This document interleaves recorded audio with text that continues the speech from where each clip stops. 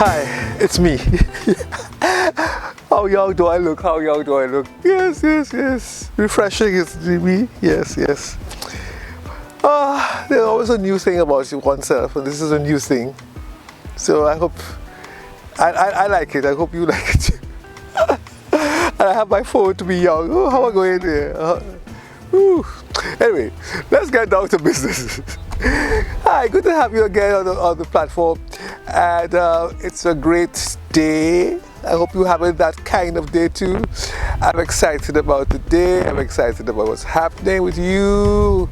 And I wish again, I started off the same way again. Please send some comments. Give me a note. Give me an email, nationmind2021 @gmail.com.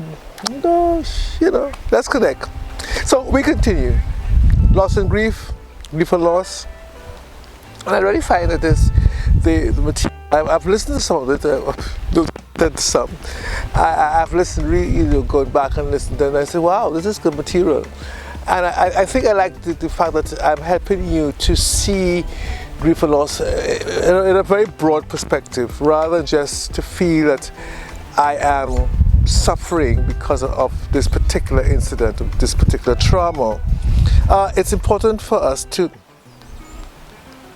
realize the kind of dynamics that are playing all around us when there is a loss. And we don't see it, and I'm glad to be able to break this down for you systematically and bring some life there. One of the things that I mentioned last broadcast that I want to pursue is language. And I really, really understand the importance of that, because most times, especially at a funeral or at the loss of a building, or somebody, you walk with somebody and say, how are you? You all right? Please. What kind of question is that? But okay, of course, you don't know how to ask the question. As a matter of fact, sometimes we are lost in what to ask, and we are lost in how to respond also. So it is important for us not to just simply ask the colloquial, traditional question, how are you? Because the person is grieving, the person is mourning, you know that. So sadness, what do you want to tell you? What you need to be there to be mindful of is, what is your role at that point for that person who has that loss? I think it's important to see that. So I come to support you in this occasion, at the home, at the church, at the empty piece of land, on the highway by the car crash, where what's my role? Support. You can't really do much more, but support. So you ask questions that are in context of support, like, how can I help you? What can I get for you? And sometimes you could just be silent. Hold a hand, squeeze a hand, and just be silent. Silence is fine. You are present. And that's what matters. You are present. I want to encourage you. Don't try to get too much talk or to get the person into trying to get them active with minds and to take things out of their minds. Not yet, not yet. Hold on.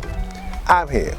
Now, within a week, within 3 weeks, maybe a month, could be more, you will still be around, working with that person, visiting. Again, you're supporting. Find words that identify support. Find words that would help you bring meaning to that person. So, I brought some food for you. Can I drop you to the market? Are you able to go to the market today? I recognize that you're a little sluggish. Can I help with that? Can I help you sweep, clean the house? Can I take you to work? Let's go for lunch. Let's say things that are meaningful, that are protractive, taking you forward rather than causing you to just to ponder. Now, this is important for you as a support person. what you got to realize is that the person who is suffering from the grief has their own language issues. Because one of the things about this is that we are dealing with memory. That person who has had the loss is full of memory, recall. So you start recalling. Lots of issues and episodes that had to do with the person or the house or whatever the situation may have occurred. So you find that person is going to be memorizing and going through recall situations and thinking and looking up at the sky and wondering if mommy was here, if this guy was here, if I was going to work today, if this was my house. Because by now, if it's a burnt out house, you have been relocated. If I had my fridge, I want to eat this, but I don't have a stove. So there's a lot going on in that mind. What we have to do is to learn how to synchronize our language and sometimes to look at our behaviors to realize what it is that is needful for the person. I hope you followed me. So it's important for us to come to that context of communicating. How am I going to vividly and how am I going to accurately? But that's a bad word. You don't want to be accurate. You want to be vivid. You want to be direct. You want to be supportive. In all that you're doing, it has to have that relational concept and context in terms of how we are going to carry this person forward more into the place of acceptance that there has been a loss and there is a need for some kind of rehabilitation. So get into that place where we can identify with the meaning through the conversation, meaning through the communicating and the dialogue. That is so important. It's important also to understand that in that context of speaking and using language, the other issue is listening.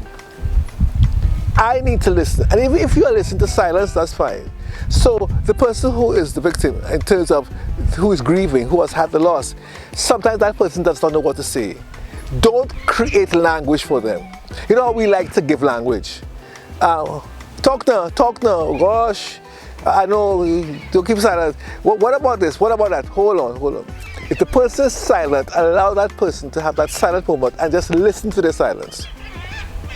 You need not interject. You need not decree that you are here and you're wasting time. You are not wasting time. You are not being invalid. You are not being invisible. You are very visible, but you are here for the person. You're not here to prove how good you are.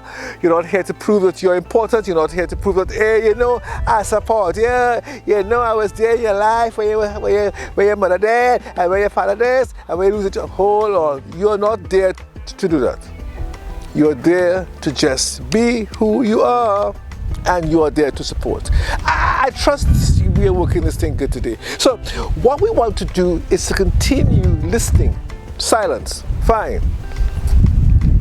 After a while, the person may say, look, I'm hungry. And then you say, well, let's go out to eat, or could I get you something? Could I cook something? While you're eating, you could ask a question. So during that silent time, what was going through your mind? Would you like to share some of that? Very direct. So you get the person talking, and the person starts saying, well, you know, I remember this. Tomorrow is that. Yesterday I would have done this.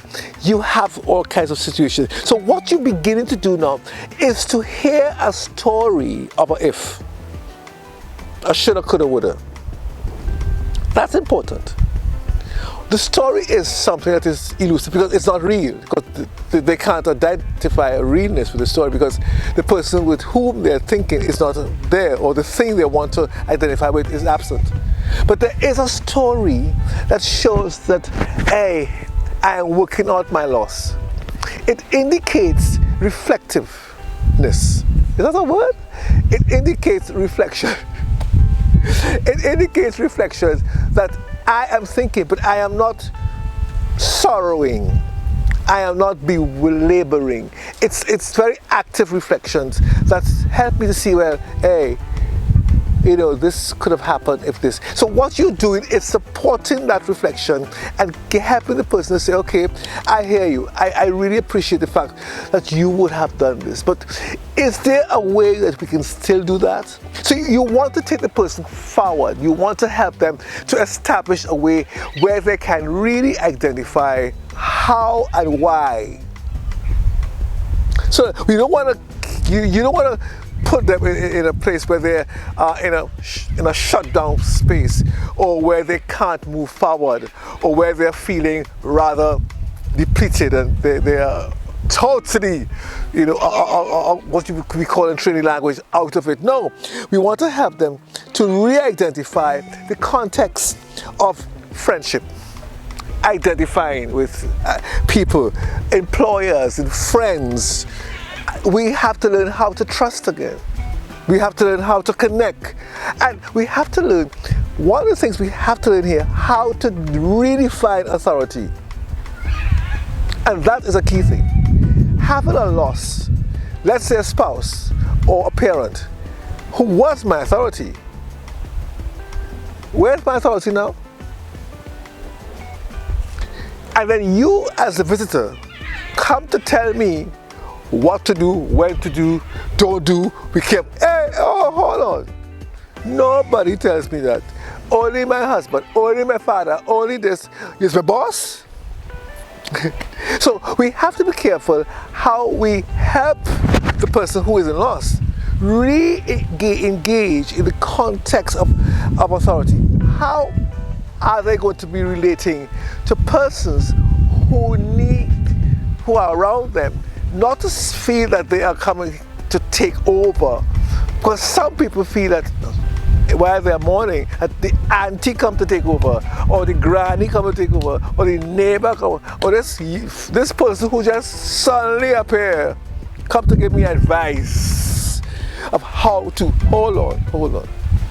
We are not to just find ourselves in that space where we are just overwhelming the person with instructions, directives. We are to remember this person has lost an authority figure, and now you are helping the person to re-identify a new level of authority. Notice that word level. A new level of authority, a new concept of authority, and a new authority. A voice of authority. Because it was there. So some people feel lost because I never had to make decisions. I never had to do this. Now I have to do that. So sometimes we find that the grieving person have to become the authority.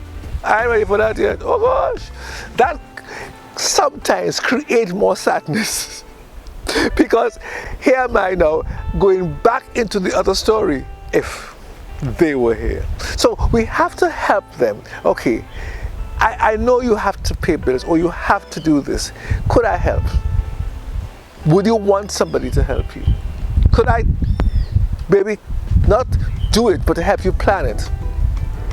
But these are very salient things that are needful in how to bring rehabilitation through proper language skills and communication. I hope you follow me. So again, come back to the issue of authority. We want to make sure that person is well centered or re-centered into of their lives. It's like re-establishing equilibrium, or even like a compass gets into that point where I am really balanced again. How do I do that? By listening.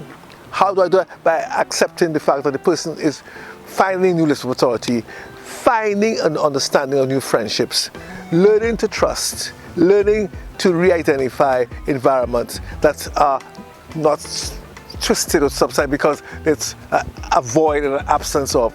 Learning how. So there's a lot of learning for the person who is grieving. So we have to be mindful of how we are setting ourselves as a support figure in the life of this person who is grieving. We remember, as I said just now, that person is going through reflections and having all these stories, and we have to be very mindful of the fact that we are present. So it's not about you, it's about the person. Yes, we find that. So when in our own sharing, language is also important. We have to be careful what we say and how we say it, because sometimes you might say something and say, oops, sorry, because you recognize you may have to use a word that triggers something. So we have to be careful of things that relate to funerals or dead or smash or car or a fire or destroy, and I don't want us to be thinking about this in terms of not blaming or feeling guilty.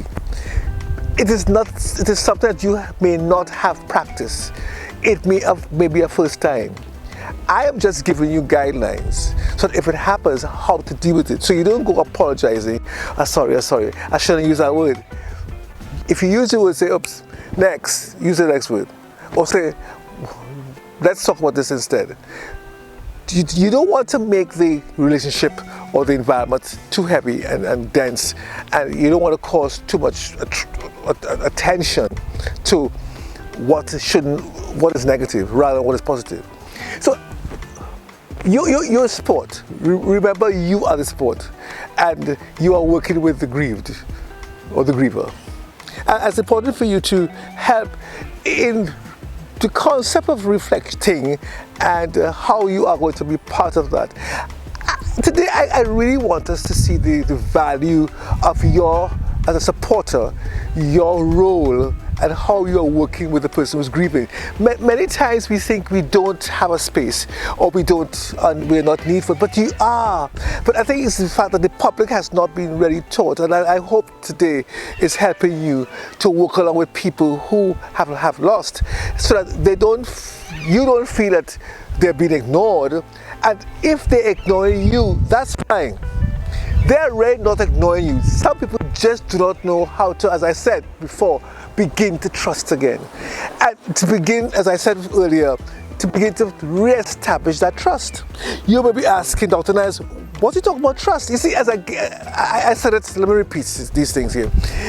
They have lost authorities in their life, whether their boss, employer, their father, mother, spouse, somebody who always made decisions, somebody who always gave guidance, somebody who's a support.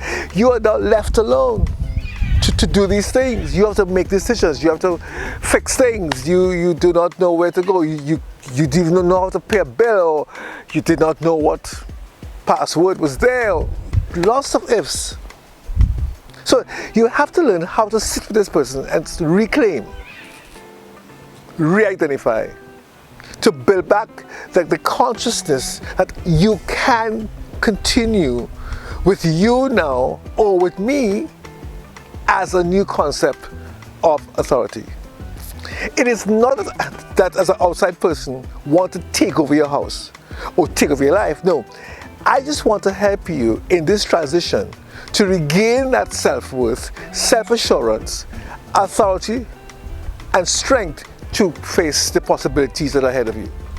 It's important for us to re-identify that there are new possibilities, as we said about 2 broadcasts away before, so that this person has to learn that it's not something that I can do by myself. It is something that I have to do with somebody else, because there is so much happening. You see, one other things we want to do is to help the person not to fall into depression or to fall into any kind of psychosis, but we want them to learn how to begin to manage. And that would help, as I said earlier, the issue of acceptance. We want to help you realize that, yes, we're not underestimating or underplaying what has happened. We're not saying that you're not feeling how you're feeling. We're saying we want to work with what you are, who you are, and how you are. We're looking to make sure that there's less conflict happening around you, because after a loss, there's conflict. There's. As I said, somebody comes all of a sudden, tell you what to do, what not to do. You want to make sure this is happening. Hey, what's going on here? Everybody wanted to, could I have that? Could I have this? Whew. Conflict, no. So we want to eliminate that kind of conflict within your heart, within your mind, and to help you to resolve through the relationship that you now have. So that we want to get you to tie back in. That's my English. To tie back in, to come into those relationships that you didn't have before that are necessary now for your balance, your equilibrium, your going forward. So we need to sit down with you and really recreate stories, go back into reflection, say, yes, this happened, that didn't, how it happened, yes, we could change the story, understanding, oh, see that she is not here or he is not here, I can do this, and I would love that because this is something I always liked. You now are in charge. Oops. You now are in charge. And we have to realize that those are important, that you must be able to see yourself strong enough to go forward and not being stuck as if the day of the incident was your last day. No, it was another person's last day, not yours. So we have to find the concept of the articulating, the storytelling, and the listeners. You have me on one side. Let's say I'm the one who had a loss. I have to learn how to redefine my story, tell it. I have to be effective in terms of wanting to tell it, and I have to learn that there's the person with me is listening and also be effective. So the person who is the listener is not just listening. You are building relationship because you're teaching the person to redefine identity with relationship. It's important for us to see how we are transforming negative days to positive days, lost days to found days, no days to some days. We're also establishing feelings and emotions from sadness to joy, to happiness, to acceptance, to contentment. So we want to see how all this is coming through this issue of motivation by conversation, by dialogue, by communication. It's important for us to see those values. So I want us to be very clear in that as somebody who is grieving, you need support for the grief. Now, some people feel, I can handle my stories. The loss. The person who has died was part of your support system. Your job was part of your support system. The car was part of the support system. So it's not that you can now just do it by yourself. No, you have to realize that there are people out there who are going to help you to re-establish how to do it by yourself differently and to work out the concepts of support. So you must want people to be in your life. Don't become individualistic. Don't isolate into that room. Don't pull the curtains down and say, see me, I am. Don't decide I am not coming out until. Let somebody come in the door and just be there. Just be supportive. Just be a listener. And you learn how to talk. One more thing before we cap off this broadcast. It's important to not feel guilty about the loss. And I hope I'm saying it right, because when somebody have a loss, you sometimes want to go back in reflection to find out what more you could have done, or how you could have done something better, or why didn't I think of that, or why didn't I see that. You don't see everything. You may not know everything. You may miss. But so it's not your fault that this thing happened. It's not your fault that the person collapsed or died. It's not your fault that the person didn't take medication. It's not your fault that the person wasn't driving carefully.